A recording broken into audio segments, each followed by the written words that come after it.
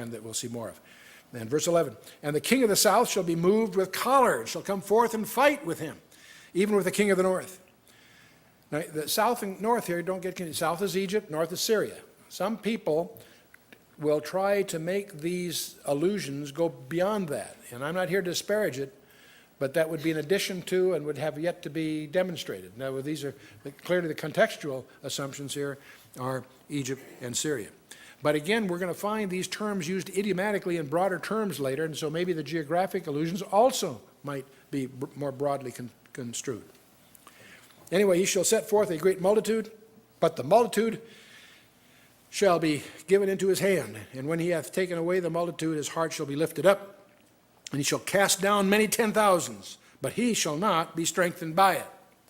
And so that's pretty much what we were saying earlier. For the king of the north shall return, and shall set forth a multitude greater than the former, and shall certainly come after certain years with a great army and with much riches. And in those times there shall many stand up against the king of the south.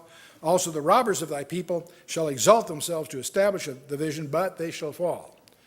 And so after the death of Ptolemy IV, his son, 4 years old, believe it or not, succeeded him as Ptolemy V. And obviously controlled by advisors and so forth. 12 years after the Battle of Raphia, Antiochus III sets out with even larger army than before to conquer the Egyptian territory. And in verse 14 it said the robbers here, those are, the term actually is the children of the robbers, by the way, but in any case, many that stood up against the king of the south included Antiochus and his ally Philip of Macedon, interestingly enough, as well as risings among the vassals of Egypt. In about 200 BC, the Egyptian mercenary named Scopas accompanied him, attempted to wrest the Judea from Antiochus. And after a temporary success, he was defeated by 100,000 troops at Sidon in about 198 BC. And so none were able to stand against Antiochus III. That's why he's called Antiochus the Great. He was able to prevail. So the king of the north shall come and cast up a mount and take the most fenced cities, and the arms of the south shall not withstand, neither his chosen people, neither shall there be any strength to withstand. But he that cometh against him shall do according to his own will, and none shall stand before him. And he shall stand in the glorious land which by his hand shall be consumed. And so, again, the term glorious land should not throw you. What's that an idiom of? Israel, you're right on. The glorious land is, of course, Judea. That was in Daniel chapter 8, verse 9, and also in Jeremiah 3:19 and other places. It's used that way. And he shall also set his face to enter with the strength of his whole kingdom and upright ones with him. And thus shall he do, and he shall give him the daughter of women, corrupting her, but she shall not stand on his side, neither before him. And so in about 197 BC, Antiochus III set out with a fleet to attack Cilicia, Lycia, and Caria, which were under Egyptian control. However, he encountered a disastrous defeat by an upstart rising on the banks of the Tiber, an outfit called Rome. So we're beginning to see Rome make its appearance in history here. And Antiochus' daughter is a gal by the name of Cleopatra. And she was given a political marriage to Ptolemy. It was arranged in 197, consummated in 193 BC, the groom being 10 years old.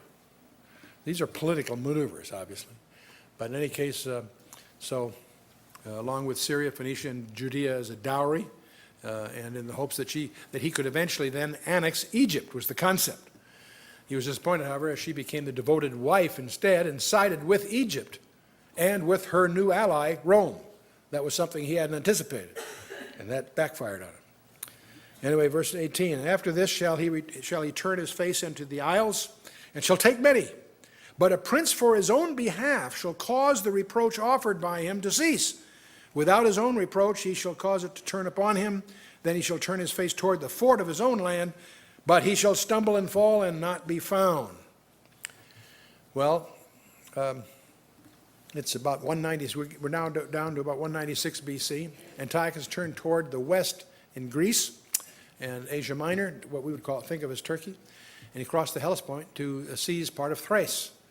And it was Hannibal, the Carthaginian general, who encouraged Antiochus III to fight with the Romans And in 191 BC, Antiochus was defeated by the Romans at Thermopylae.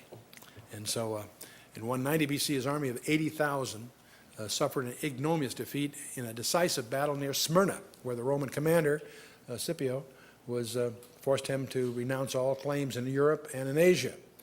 And he had to surrender all territory west of the Taurus Mountains, and he had to pay a heavy tribute of 15,000 talents.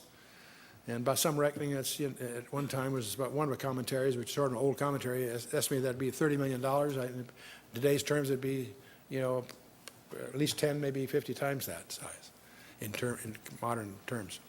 Anyway, he was ruined as a result of this. And so he took it all out on the northeastern part of his kingdom, plundering the temples in his realm. So they shall stand up in his estate a raiser of taxes in the glory of the kingdom, but within a few days he shall be destroyed, neither in anger nor in battle. And so Seleucus Philopater, I guess you pronounce it, succeeded Antiochus III, giving his son Demetrius as hostage in the place of his brother Antiochus to meet a heavy Roman tribute.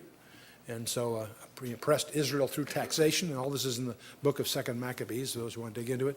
After 12 years of rule, he's murdered by his treasurer, Heliodorus, who hoped to take over, but is out intrigued by another character who calls himself Antiochus IV, who later will call himself Epiphanes, Antiochus Epiphanes. So this is the character that gets there by murder and intrigue.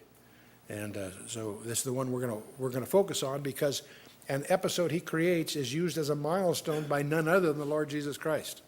So we want to take a look at what that's all about. So verse 21, and in his estate shall stand up a